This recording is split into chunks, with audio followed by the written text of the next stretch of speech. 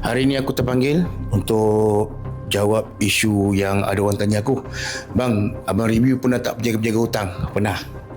Bukan satu kedai, bukan dua kedai, bukan 5 kedai, tapi 10 ataupun 11 kedai. Musibat. Kau nak kata kau susah, kita pun susah. Kita sama-sama cari makan, sama-sama cari duit.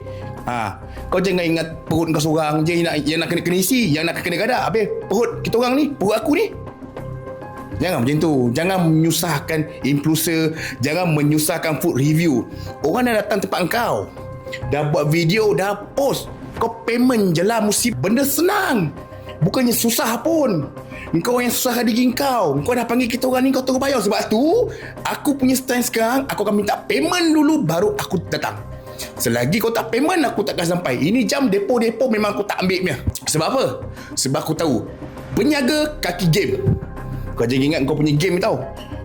Kau jangan ingat kau punya game saja. Ada orang tanya aku, bang, kalau kau tak bayar, abang dah minta-minta, tak dapat abang buat apa? Aku delete je video kau. Aku buat satu video, aku jatuhkan bisnes kau. Simple. Benda senang, kau susahkan. Ingat benda senang tapi kau yang susahkan. Poin dia simple je, brother. Tiap orang, bila kau tak bayar, Allah takkan senangkan hidup kau. Kau percaya cakap aku. Kau percayalah cakap aku. Musibat. Kau kena ingat tau, hutang orang, kau orang kena bayar. Orang buat kau punya video bukan free-free. Platform ni bukan untuk kau, bukan untuk belanja kau. Kita orang naikkan followers bagai nak mampus, bagai nak mati. Bukan senang Nak naikkan followers ni susah, bukan senang.